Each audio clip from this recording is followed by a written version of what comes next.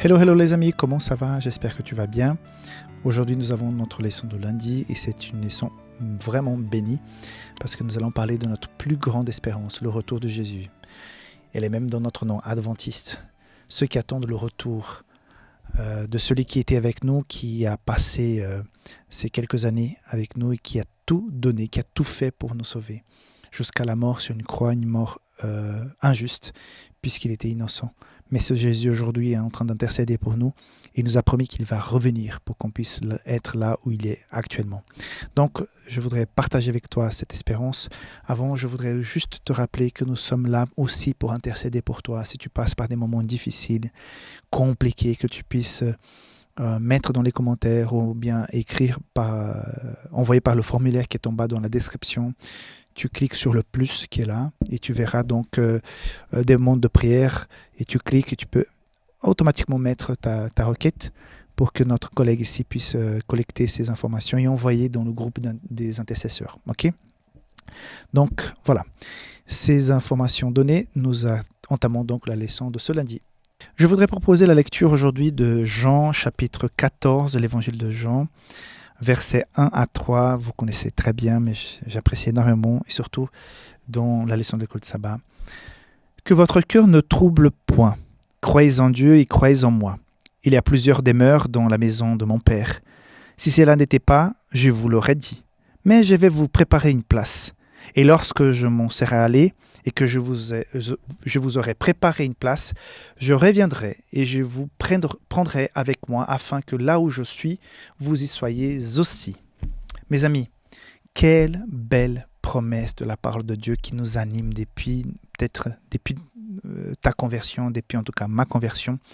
Ces versets me remplissent d'espoir. Donc la leçon d'aujourd'hui nous parle de ce moment sublime où nous allons chanter pour la gloire de Dieu, ce moment de salut, on voit Jésus-Christ qui revient, qui est dans les nuées du ciel et que à ce moment-là, nous sommes complètement transformés, certains ressuscités pour vivre éternellement avec le Seigneur. Ça va être une très grande joie, une très profonde et belle joie de pouvoir vivre cela avec le Seigneur. Et donc, on peut se poser cette question actuellement, au jour d'aujourd'hui. Est-ce que j'ai vraiment envie d'aller au ciel? Et si j'ai envie d'aller au ciel, pourquoi ai-je envie d'aller au ciel? Bon, je pense que nous voulons tous que le mal cesse. Nous voulons tous que le péché cesse, que la souffrance puisse s'arrêter. Donc, automatiquement, on sait que désirant le ciel, nous désirons la fin de toutes ces choses. Et ce qui m'interpelle dans ces versets, c'est que ça va être pas simplement un changement d'adresse. Imagine quand tu peux compter sur des gens qui t'aiment. Imagine peut-être les personnes qui te chérissent le plus, qui t'aiment vraiment.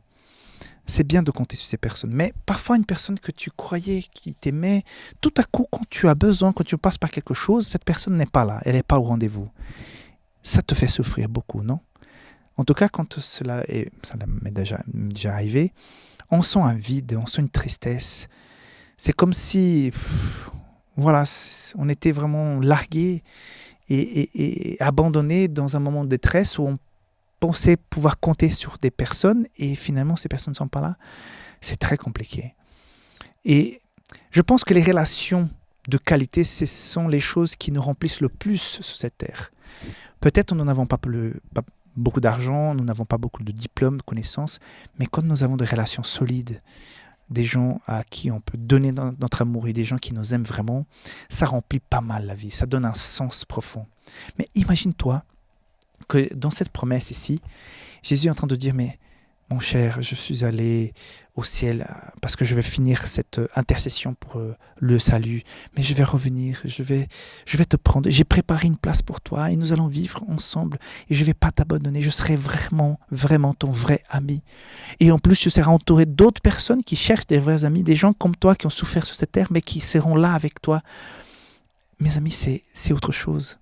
Donc, mes vraies intentions pour aller au ciel, à mon avis, devait être celle de vivre une relation proche avec le Seigneur, vivre des moments et être en contact avec des personnes qui vont vraiment t'aimer vont vraiment vivre, ce seront des compagnons de route pour l'éternité. La leçon aussi nous dit que nous aurons toute l'éternité pour comprendre l'amour de Dieu, comprendre sa présence, tout ce qu'il a fait, le plan du salut, pourquoi Jésus est allé aussi loin. Donc, ça sera des moments d'étude, de réjouissance, de camaraderie, d'amitié, d'amour, sans qu'il y ait la moindre suspicion que cela puisse être faux ou que de peur parce que les gens à un moment donné vont nous abandonner. Non, ça sera... Vous voyez, quand on est loin de Dieu, parfois nous avons cette douleur du vide, on comprend qu'on est loin de Jésus. Mais imagine-toi qu'au ciel, nous aurons le cœur plein. Nous n'aurons plus jamais cette sensation que nous sommes éloignés du bien, du bon, de ce qui est droit. Non, on sera en profonde relation, communion avec le Christ. Et ça n'a pas de prix.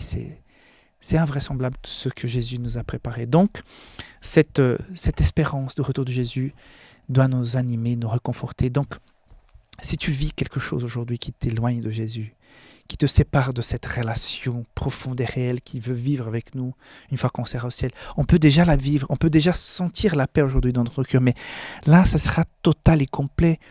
Et ce que Jésus nous propose en disant « je vais préparer une maison, je vais t'amener là où je suis », en tout cas, je comprends que ça sera une relation proche. Il y aura des milliards de sauvés, mais ça sera une relation proche avec chacun d'entre nous. Et ça, c'est seulement Dieu qui peut faire ça. Et ça va être tellement bien. Et qu'est-ce que tu fais aujourd'hui qui t'éloigne du Seigneur?